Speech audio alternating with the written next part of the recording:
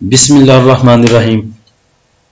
Last session की अगर बात करें, पहले थोड़ा सा जुम्मे वाले सेशन को थोड़ा सा देखते हैं। उसके बाद वीकली पे थोड़ा सा बात करेंगे कि वीकली पे क्या अप एंड डाउन रहा मार्केट में या हमारे इंडेक्स में, कैसी 100 इंडेक्स में। और उसके बाद जुम्मे वाले सेशन में हम प्रीमियम ग्रुप वाले भाइयों के जो क्वेश्चन आंसर लेते हैं, तो उनके जो क्वेश्चन आंसर थे उसको डिस्कस करेंगे, क्योंकि उन्होंने काफी स्टॉक्स के बारे में पूछा था जो कि जिसमें हमारी बाइंग नहीं भी थी, उसमें भी हम जवाब देते हैं ताकि जो हमारे प्रीमियम ग्रुप वाले भाई पुराने स्टॉक हैं वो उनसे निकल सकें। तो उन सब स्टॉक्स को भी ज्यादा डिस्कस करने की कोशिश करेंगे, ताकि अगर आप भी उनमें स्टॉक हैं या आप भी उनमें बाइंग सेलिंग करना चाहते हैं तो कुछ चीजें जो है क्लियर हो सकें। तो जुम्मे वाले सेशन की अगर बात करें तो इंडेक्स की जो ओपनिंग थी वो पॉजिटिव ओपनिंग थी तकरीबन 460 पॉइंट के साथ। उसके बाद इंडेक्स ने आपको लो लेवल दिखाया 142 पॉइंट की कमी के साथ 1,16,759 का। उसके बाद अगर हाई लेवल देखें आप KSE 100 इंडेक्स का, तो वो रहा 1,17,888 पे, जिधर इंडेक्स ने 987 पॉइंट गेन किए थे। इंडेक्स की क्लोजिंग देखें तो मेरे ख्याल से इंडेक्स की क्लोजिंग ठीक रही। जो 3, 4, 5 दफा जिस एक लेवल को हमारा जो इंडेक्स है वो रिटेस्ट कर चुका है, वो है 1,17,400 का। और ये बात मैंने प्रीमियम ग्रुप में की थी कि अगर आज की क्लोजिंग जो है जुम्मे वाले सेशन की 1,17,400, 450, 500 के ऊपर आती है तो बहुत अच्छा है। लेकिन देखें तो फिर वही क्लोजिंग उसकी बिल्कुल अपनी रेजिस्टेंस के पास, और इधर इंडेक्स ने 414 पॉइंट के इजाफे के साथ क्लोजिंग दी। वॉल्यूम की बात करें तो 212 मिलियन के वॉल्यूम ट्रेड हुए KSE 100 इंडेक्स में। वीकली अगर इंडेक्स को देखें तो इंडेक्स ने जो वीक में लो लगाया वो 1,15,246 का था, और जो वीक में इंडेक्स ने हाई लगाया वो 1,17,888 का था। और इस पूरे वीक में इंडेक्स ने वीक और वीक में गेन किए 2662 पॉइंट। टॉप एक्टिव स्टॉक में देखें तो सबसे ज्यादा SSGC में वॉल्यूम जनरेट हुए तकरीबन 38 मिलियन के, उसके बाद PIBTL में 30 मिलियन के। और दोनों के पास गुड न्यूज थी। PIBTL के पास भी न्यूज थी रेपोटेक वाली, वो भी मैंने ग्रुप में लगा दी थी। उसके बाद SSGC को जो सर्कुलर डेट में आपको पैसे मिलने हैं उसमें PSO और SSGC जो है ये बेनिफिशियरी रह सकते हैं। उसके बाद आगे टॉप एक्टिव स्टॉक में KEL, Synergy, MLCF, WTL, PAEL, HBL, OBOY और उसके बाद बैंक ऑफ पंजाब। जुम्मे वाले सेशन के top point contributor sector wise अगर देखें तो कमर्शियल बैंक्स में मूव थी, और कमर्शियल बैंक्स ने 690 पॉइंट गेन किए। उसके बाद अगर देखा जाए तो कमर्शियल बैंक्स में जो ज्यादा मूव थी वो सिर्फ UBL की वजह से थी। कमर्शियल बैंक्स के बाद सीमेंट सेक्टर में थोड़ी सी मूव थी, ऑटोमोबाइल में, उसके बाद टेक्नोलॉजी में और टेक्सटाइल में। नेगेटिव साइड पे देखें तो फर्टिलाइजर ने सबसे ज्यादा पॉइंट लूज किए और 277 पॉइंट उसने इंडेक्स के कम किए। कंपनीज में देखें तो इंडेक्स की टोटल जो मूव थी, टोटल इंडेक्स को जो सस्टेन करवाया वो UBL ने करवाया, और UBL ने उस सेशन में 688 पॉइंट तकरीबन इंडेक्स को गेन करवाए। उसके बाद पॉजिटिव साइड पे साजगार रहा system, MEBL, luck, MBP, BWCL, MCB, SEL, BAHL, MLCF। और नेगेटिव साइड पे अगर देखें तो FFC ने सबसे ज्यादा पॉइंट लूज किए 209 पॉइंट, उसके बाद HBL ने 106 पॉइंट, इफट ने 57 पॉइंट। अच्छा, क्वेश्चन आंसर पे बात हुई थी, तो चले पहले फीपीलीपी देखते हैं ताकि चीजें ज्यादा क्लियर हों। एक तो फर्टिलाइजर हमने देख लिया, फर्टिलाइजर ने पॉइंट लूज किए, FFC ने पॉइंट लूज किए, इफट ने पॉइंट लूज किए। ज्यादातर भाइयों के क्वेश्चन भी इसी बात पे थे, उसमें बाद में आते हैं। पहले जरा फीपीलीपी देख लेते हैं जुम्मे वाले सेशन का। जुम्मे वाले सेशन के फीपीलीपी को देखें तो सबसे ज्यादा जो बाइंग आपको नजर आ रही है वो बैंक्स में है, तकरीबन 17.37 मिलियन का उन्होंने माल उठाया। उसके बाद इंडिविजुअल ने तकरीबन 3 मिलियन का माल उठाया, कंपनीज ने 3.07 मिलियन का, और अदर ऑर्गेनाइजेशन ने 0.56 मिलियन का माल उठाया। ओवरसीज पाकिस्तानी ने भी थोड़ा सा टच दिया, बाइंग को 0.07 का बाय किया। उसके बाद अगर देखें तो बैंक्स की जो सबसे ज्यादा बाइंग है वो डेट मार्केट में है, तकरीबन 17.25 मिलियन का उन्होंने इधर बाय किया। उसके अलावा oil and gas exploration companies में 1 मिलियन का माल उठाया, और उसके बाद थोड़ा सा टच दिया उन्होंने सीमेंट सेक्टर को। सबसे ज्यादा सेलिंग जो रही वो म्यूचुअल फंड्स की रही, तकरीबन 19 मिलियन की, या तकरीबन कह सकते हैं पौने 20 मिलियन की। उसमें से सबसे ज्यादा जो उन्होंने सेल किया वो 17 मिलियन का सेल किया डेट मार्केट में। उसके बाद उनकी जो सेलिंग थी वो बैंक्स में 1 मिलियन की और 1 मिलियन की सीमेंट सेक्टर में।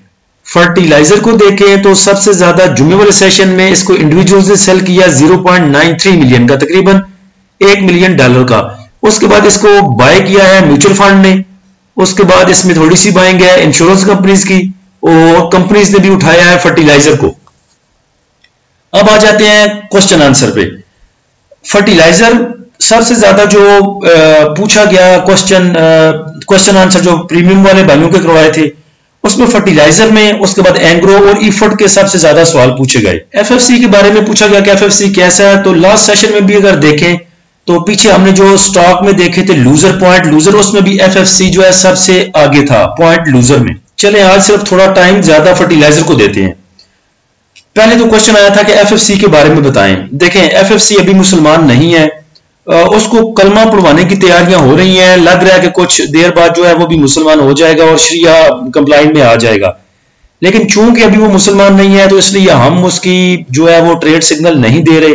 जब इंशाल्लाह फंडामेंटल बड़े जबरदस्त है एफएफसी के, सब कुछ ठीक है और किसी भी फर्टिलाइजर कंपनी को सब्सिडी नहीं दी जाती गैस में, लेकिन इसको सिर्फ मिलती है। क्यों मिलती है? क्योंकि ये किसानों का खैर ख्वाह है, उस वजह से मिलती है। उसके बाद अगर एफएफसी में एंट्री लेने की बोले तो 340 पे इस पे एंट्री ली जा सकती है। ये इसका जो सपोर्ट है ये बहुत अच्छी सपोर्ट है 340 की। उसके बाद आ जाए ईफर्ट पे और एंग्रो पे। देखिए एंग्रो जो है एंग्रो फर्टिलाइजर में नहीं आता। एंग्रो को देख के काफी पैनिक पाया जाता है सिर्फ फर्टिलाइजर को लेके। पीछे कुछ अफवाहें भी उड़ रही थी कि फर्टिलाइजर के पास बैड न्यूज है कि एंग्रो किसी भी स्टॉक को नहीं देगा, डिविडेंड नहीं देगा, बल्कि उससे अपने फंडामेंटल मजबूत करेगा। तो ये जो खबर थी ये गैर मुतसद्दका खबर थी।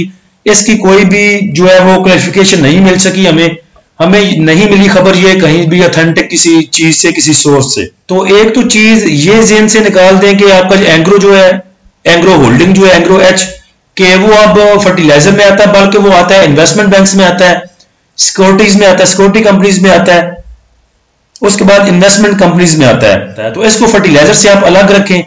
इसके फंडामेंटल भी अगर आप देखें तो इसके फंडामेंटल बुरे नहीं है। एक तो इसकी ईपीएस आप जाके देखें तो वो टाइमली जो है टाइम के साथ साथ इंक्रीज हो रही है, डिक्रीज नहीं हो रही। उसके बाद डिविडेंड भी देता है।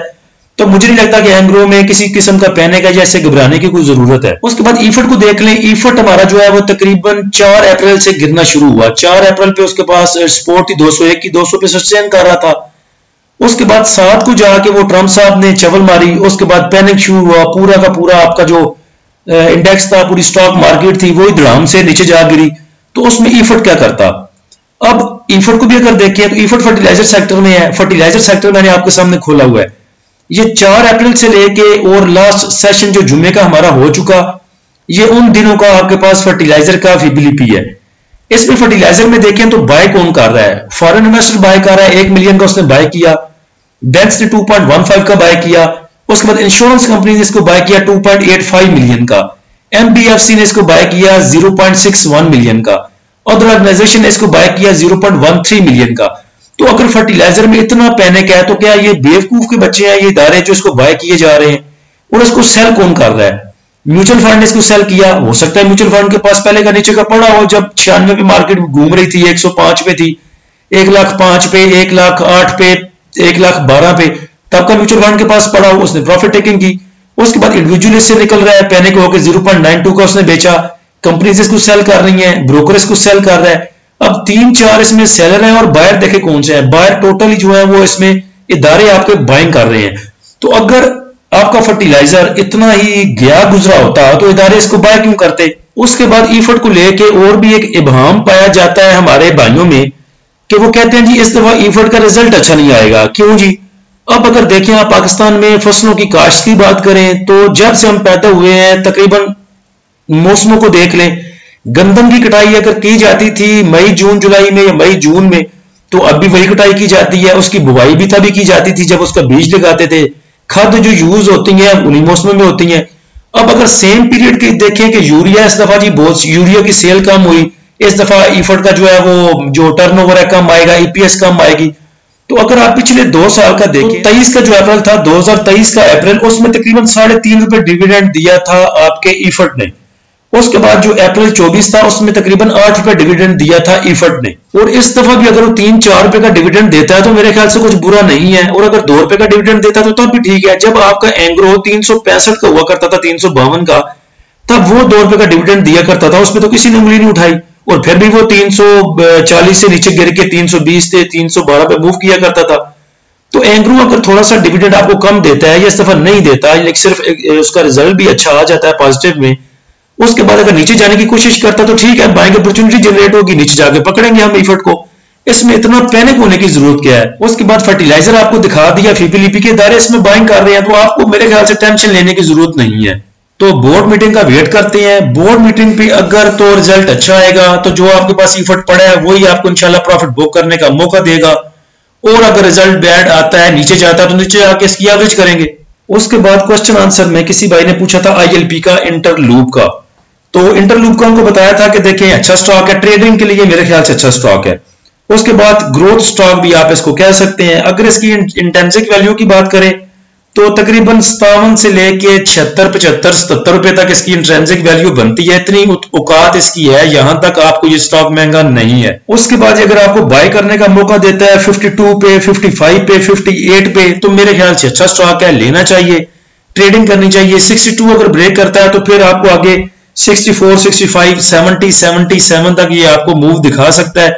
तो मेरे ख्याल से ट्रेडिंग वाले स्टॉक में एक चीज आपको 55 की मिलती है और 65 या 75 में सेल होती है, तो आपको क्या चाहिए कि 50 रुपए के स्टॉक के साथ 10 रुपए का मुनाफा। उसके बाद एयरलिंक का किसी भाई ने पूछा था, तो हम मेरे ख्याल से जुम्मे वाले दिन या जुमेरात वाले दिन इसमें से प्रॉफिट बुकिंग कर चुके हैं थोड़ी सी, और बाकी टारगेट इसके हमारे रहते हैं।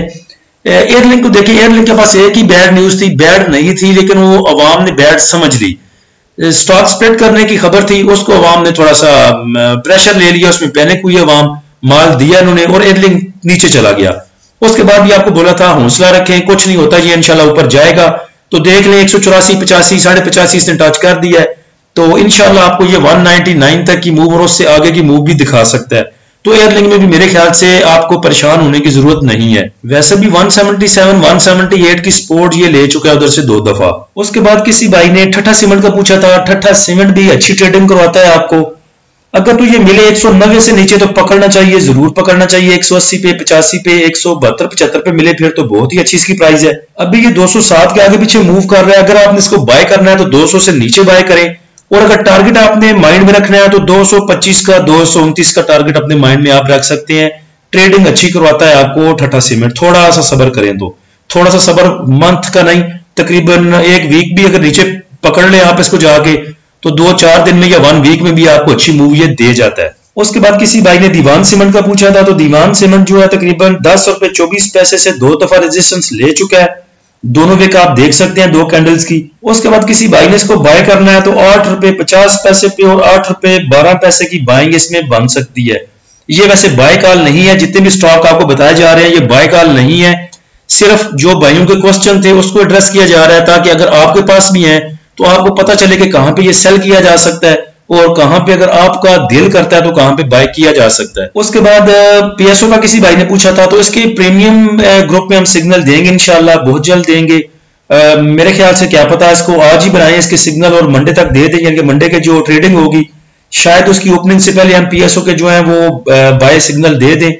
फ्री जो वीडियो बनाते हैं डेली, इस पे फ्री आपको भी बाय कॉल इसकी दी थी।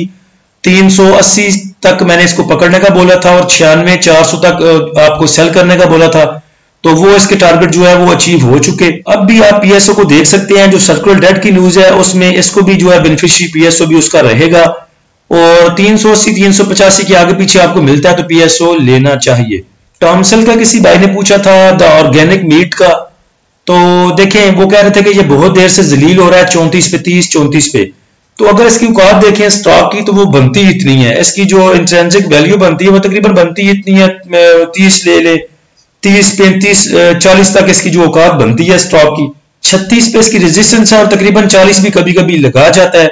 एग्रीमेंट की बात करें तो एग्रीमेंट इसको मिलते रहते हैं एक्सपोर्ट करने के, गोश्त एक्सपोर्ट करने के, और हो सकता है कि अगर चाइना को खोते का गोश्त ये एक्सपोर्ट करें तो वो टॉम के जरिए ही किया जाएगा, तो उसको लेके फिर जो है ये अच्छा स्टॉक साबित हो सकता है। अगर खोते लाहौर से और मिल गए अभी तक बचे हुए लाहौर में, तो फिर टॉमसेल जो है उसको बेच के और वो गोश्त जो है वो चाइना को दे के तो अच्छी अर्निंग कमा सकता है। लेकिन इसकी जो बाइंग बनेगी वो डिप पे ही बनेगी, ऊपर ना इसको पकड़िएगा। 30 तक अगर मिलता है तो फिर तो बड़ा ही जबरदस्त, देखें 30 पे इसकी सपोर्ट भी है, और उसके बाद ऊपर जो ट्रम्प साहब ने चवल मारी थी वहां पे 31-32 का भी आपको मिल जाना था। उसके बाद एक क्वेश्चन था सीएचसीसी के बारे में। सीएचसीसी की हमने बाय सिग्नल दिए थे, इसकी हमारी बाइंग हुई थी तकरीबन बहुत नीचे जाके हमने इसको पकड़ा था, 222 224 का भी टारगेट इसका दिया था, लेकिन वहां पे हमें मिला नहीं। हमारी जो इसकी एवरेज बाइंग थी वो 245 की थी और टारगेट 284 का अल्हम्दुलिल्लाह अचीव हुआ। 20 25 40 45 रुपए तक हमने इसमें से गेन किए। मजे की बात यह है कि जब हम इसमें से 20 30 रुपए का प्रॉफिट बुक कर रहे थे, तब ब्रोकर फर्में जो थी वो इसको बाय करने का बोल रही थी 275 में और टारगेट बोल रही थी 284 का 288 का। तो जहां भी वो इसको बाय करने का बोल रहे थे वहां तक अल्हम्दुलिल्लाह हम इसमें से 30-35 रुपए कमा चुके थे। देखें, पहले भी बहुत दफा आपको बोल चुका हूं कि स्टॉक मार्केट में जो सबसे कामयाब आपकी स्ट्रेटजी है वो सब्र की है। सब्र करना सीख लें, डिसिप्लिन पे चलना सीख लें, तो फिर अल्हम्दुलिल्लाह आप जो है कभी लॉस में नहीं जा सकते। स्टॉप लॉस ना लगवाकर सारी इंडस्ट्री से उलट हम चल रहे हैं, आपको काम करवा रहे हैं। जो भी हमारे पेड ग्रुप के मेंबर हैं उनको थोड़ी मुश्किल भी आती है। कुछ भाई जल्दबाज होते हैं, जल्दी जल्दी अमीर होना चाहते हैं। वो असल में ब्रोकर ने और कुछ हमारे जो पेड ग्रुप वाले भाई हैं उन्होंने कुछ तबीयत ही ऐसी जुआरीपन सा बना दिया है। जुआरीपन की जो एक वो लत सी है वो लगवा दिया लोगों को। यहाँ पे पकड़ना, यहाँ पे सेल करना, स्टॉप लॉस लगवाएं उत्ते थल्ले। अब उस चीज को आपके दिलों से निकालने के लिए और थोड़ा सा डिसिप्लिन पर लेके आने के लिए, डिसिप्लिन वाली ट्रेडिंग करवाने के लिए कुछ टाइम तो हमें लगेगा, लेकिन हम इस सब के लिए तैयार हैं। हवाओं के उलट चलने के लिए तैयार हैं। थोड़ा सा जोर लगेगा, लेकिन अल्हम्दुलिल्लाह हम उस सब चीजों को फेस करेंगे। जुम्मे वाले दिन भाइयों के क्वेश्चन के आंसर देते देते हमें तकरीबन 10 बजे हम शुरू हुए और रात को 2-2:30 बजे हमारे ये जो है क्वेश्चन आंसर खत्म हुए। हम अपनी तरफ से पूरी कोशिश कर रहे हैं कि भाइयों को वो जो एक पुराना स्टाइल है ट्रेडिंग का उससे निकाला जाए, डिसिप्लिन की तरफ लेके आया जाए और बड़े सुकून के साथ बाइंग करवाई जाए और बड़े सुकून के साथ सेलिंग करवाई जाए, प्रॉफिट टेकिंग करवाई जाए। तो अगर कोई भाई हमारा प्रीमियम ग्रुप ज्वाइन करना चाहते हैं तो नीचे दिए गए व्हाट्सएप नंबर पर रब्ता कर सकते हैं। और ग्रुप की जो फीस है वो सिर्फ 1000 रुपया हमने रखी है, ताकि जो छोटे ट्रेडर हैं वो भी इससे इस्तेफादा हासिल कर सकें। अल्लाह हम सब का हामी नासिर हो। इजाजत दीजिए, अल्लाह हाफिज।